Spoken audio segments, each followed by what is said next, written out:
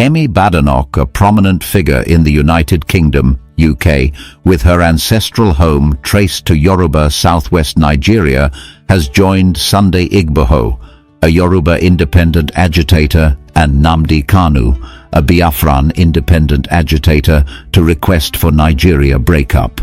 She has exposed the Nigerian government corruption to the world. While in the UK, she made a podcast criticizing the Nigerian government led by Bola Tinubu. The criticisms made by Kemi Badenoch and others about corruption in Nigeria, as well as reactions from Nigerian officials, have been trending on social media and has become a topic for debate. According to her, the Nigerian police are described as corrupt, with anecdotes highlighting mistrust from citizens and poor governance.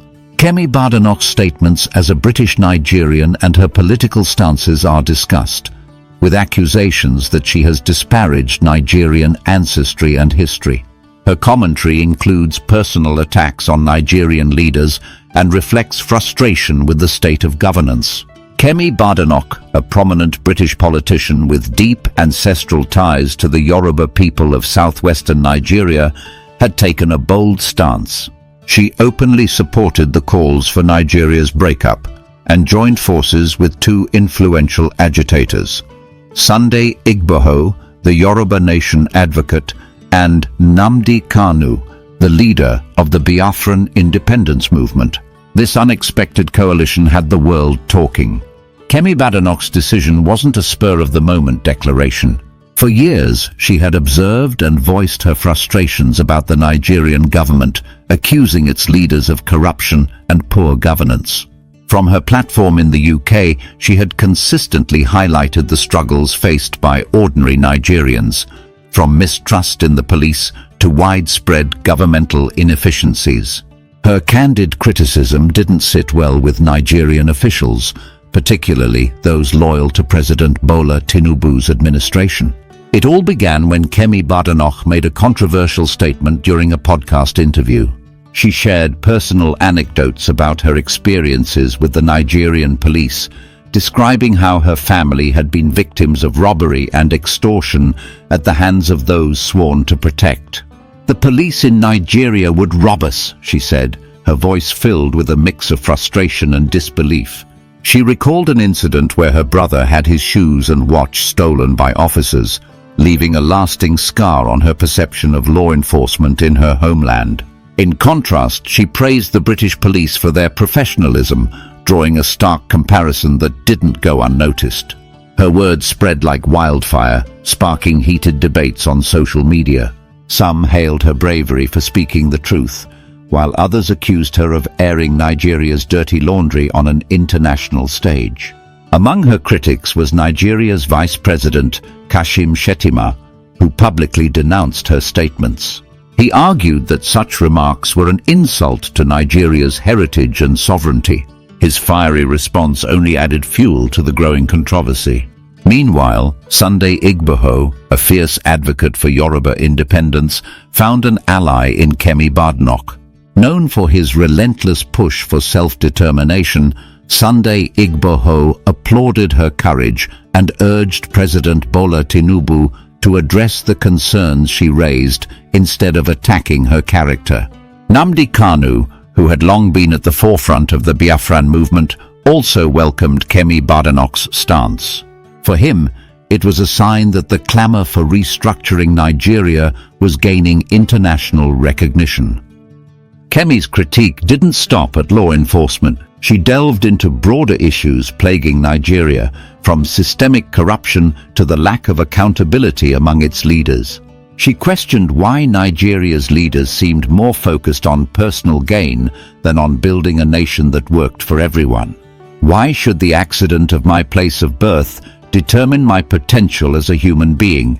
she asked during another public appearance, challenging the status quo and calling for a more inclusive and just society.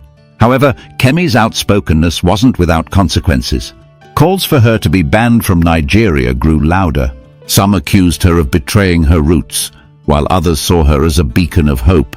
Among the most contentious points she raised was the idea that Nigeria should compensate former colonial powers for their civilizing influence, a statement that drew widespread condemnation. Critics argued that such remarks belittled the sacrifices and struggles of Nigerians who fought against colonial oppression. As the debates raged on, Sunday Igboho and Nnamdi Kanu intensified their campaigns. Igboho, with his grassroots support in southwestern Nigeria, organized rallies and town hall meetings, emphasizing the need for Yoruba self-determination. He highlighted the systemic neglect of his region, from poor infrastructure to lack of educational opportunities. "We are not second-class citizens," he often declared. "It's time we took our destiny into our own hands." Nnamdi Kanu, speaking from exile, echoed similar sentiments. For decades, the southeastern region of Nigeria had faced marginalization, and the Biafran movement was born out of a desire for equality and recognition. With Kemi's support, Kanu believed their cause had gained new legitimacy on the global stage. "The world is watching," he proclaimed, "and they can no longer ignore our plight." Kemi's alliance with these agitators also reignited discussions about Nigeria's unity.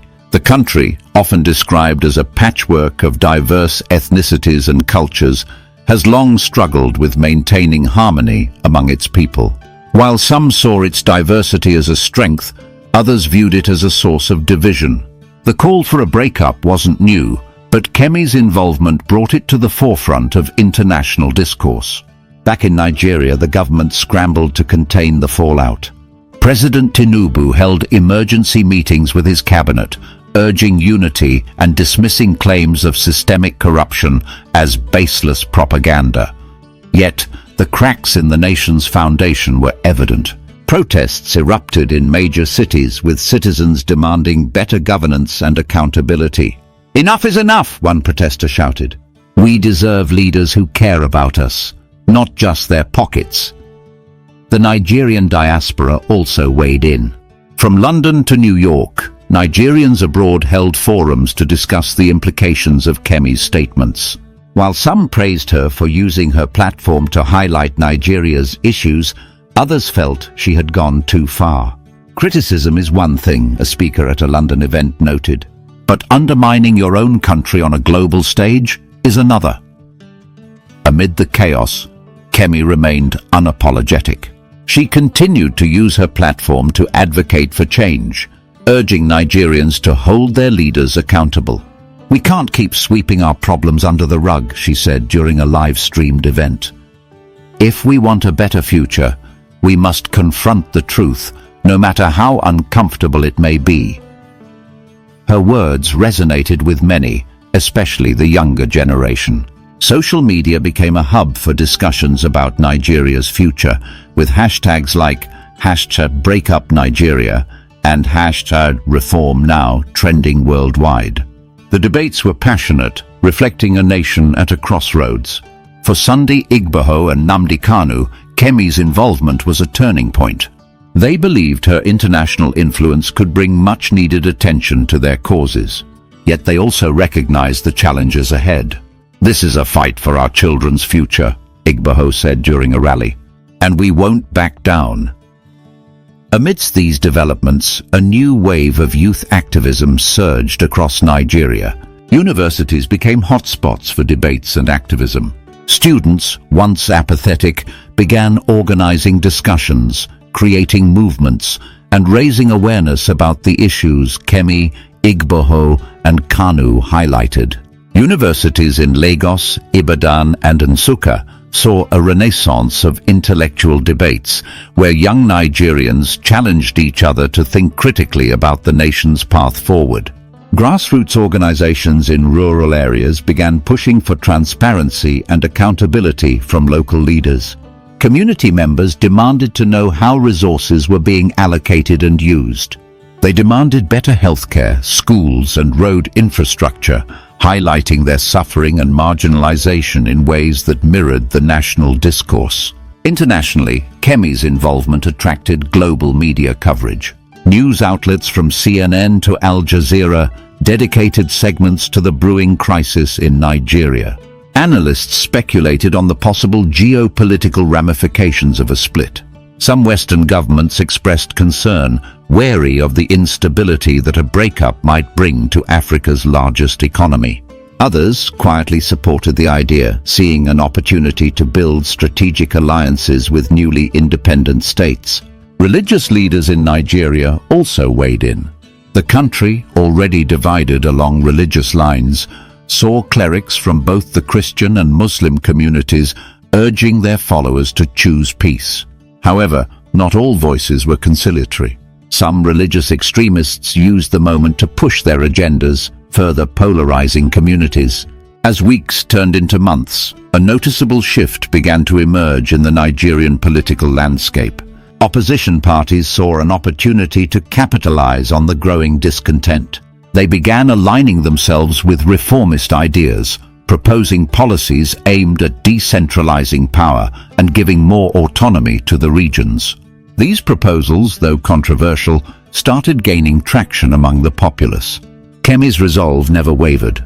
In one of her most notable speeches delivered at an international conference in Geneva, she stated, "Nigeria is at a crossroads, and the choices we make today will determine the fate of generations to come." Unity is not about forcing people together.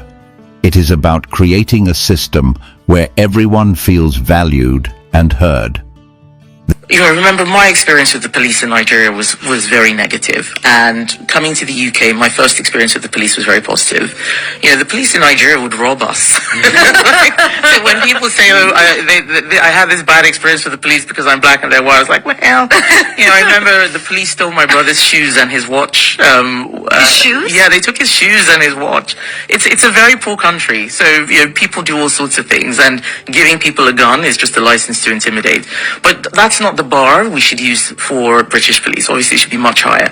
But my experience was so positive. When I was burgled, for example, the police were there, very helpful. They eventually caught the person. This is 2004, so 20 years ago. The police did catch, they did catch criminals, and now we've given them too much to do, in my view. So the police are the first line of defense for everything. And I think that burden makes it a lot harder for them to actually do the basics. And that's another thing that we need to look at.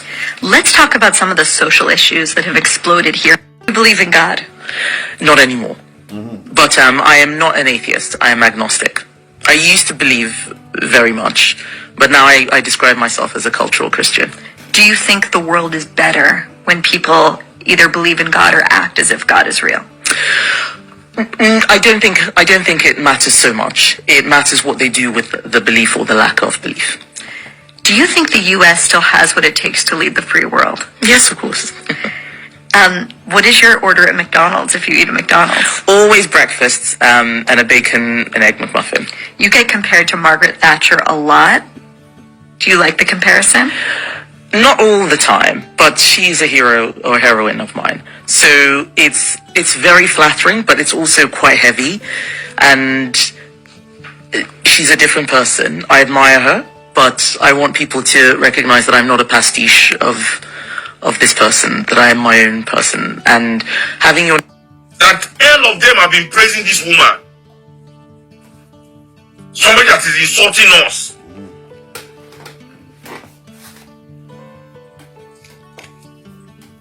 Not only us, this woman insults our ancestry. This woman said we should pay Europeans for colonizing us. You don't understand? That we should pay them for killing millions of our ancestors, for all the atrocities that they committed in our land. That we should pay them. This woman open her mouth. Somebody that African government should come outside and ban her from coming to Africa. They should sanction that. If we see her leg, she's going to jail. Do you think any Jew in this world, I'm telling you, Noam Chomsky, Norman Finkelstein, Google these two names. These are persona non grata in Israel, and they are two of the world's most famous Jews. Two of the world's most intellectual Jews, most successful. But they do not support Israel's action. And and they criticize. For that reason, said Pastor Na, even though they were doing it for the right reason, yet our own vice president come outside. Say she even dropped the Kemi from her name. We are proud of her. We are proud of her.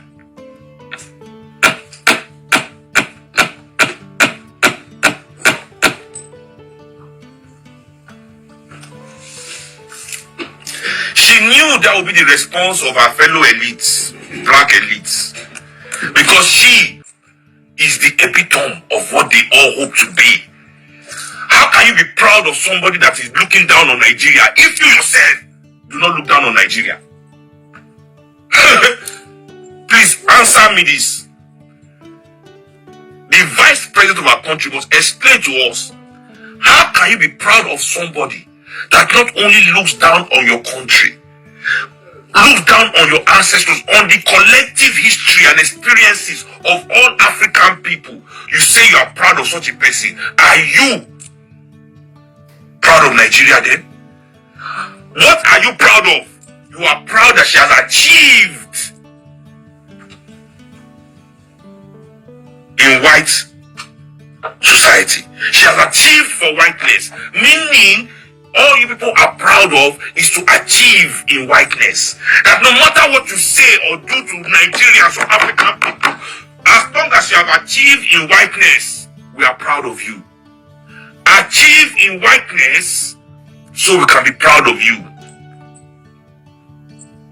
So that's all you have to do. That's what our Prime Minister, Vice President is doing. That's what all these government officials are doing. They are achieving for whiteness. So far you have achieved for whiteness, we are proud of you. Go ahead, anything you like about Nigeria. Go ahead and say anything you like about Africans. Go and say anything you like about what our ancestors went through, the suffering, the killing that we endured. We are proud of you. That is a shameful statement today. I mean, whenever it was made, this video going around, I saw it on BBC, I almost entered the ground. I almost entered the fucking ground, bro, when I saw that video today. I almost entered the ground. All right. What is there to be proud of? I believe so. When they hear this matter, the party she is leading, are you proud of that party because it is helping African people or Nigerian people achieve in UK? That's the party that is making things hard for Nigerians in the UK, making things hard for immigrants in the UK. But you are proud of her. Yeah. We have not come outside to say you are proud of Shore before, or Shenkuti, or those of us that criticize Nigeria too. But we are criticizing Nigeria for the right reason, are trying to be with our people. We are enemies. We be enemy. Exactly, we are enemies. But Kemi that is working with white people that want to destroy Africa, working with the part of whiteness that is openly against our own progress. Somebody said when Ngozi Okonjo-Iweala came down here on which country where they came here to do which right thing? Please. Which Ngozi came here to do which right thing? No, you've forgotten your history. No. Coordinating economy of the minister of Jonathan was trying to do the right thing. Which time? Is it the privatization of light? Is that okay? This privatization of light. First, please don't let me go into Okonjo-Iweala matter in Nigeria. Ever change this stream of our. All these people are the same. They are all coconuts, black outside, white inside, full on coconuts, coons. The same people that come outside to say Davido has no right to criticize Nigeria. Say they are proud. Say they are proud. I said it that last week. I can't believe I'm vindicated so. One thing that we have in common Nigeria. Igbo nation, if you like. I have never used Yoruba nation, and I will never. Because I believe that my Nigerianness is bigger than my Yorubaness. And neither my Yorubaness nor my Nigerianness should stand in the way of each other.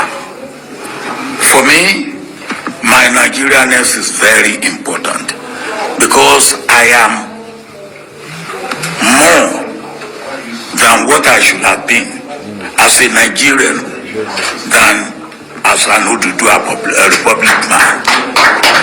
And I believe that that should be the case for every one of us. And again, why should the accident of my place of birth be a hindrance for me as a human being, first of all, and for me as a Nigerian? If I have been born in Sokoto, the chances are probably 99 to 1. I will have been a Muslim if I have been born in Sokoto. If Sultan had been born in Abeokuta, the chances are 99, no, it won't be 99. It will probably be 55 to 45 that he will be a Christian. Now, what has brought a change, or what he has brought, what he is or what I am, is where I was born, by whom I was born, and maybe when I was born.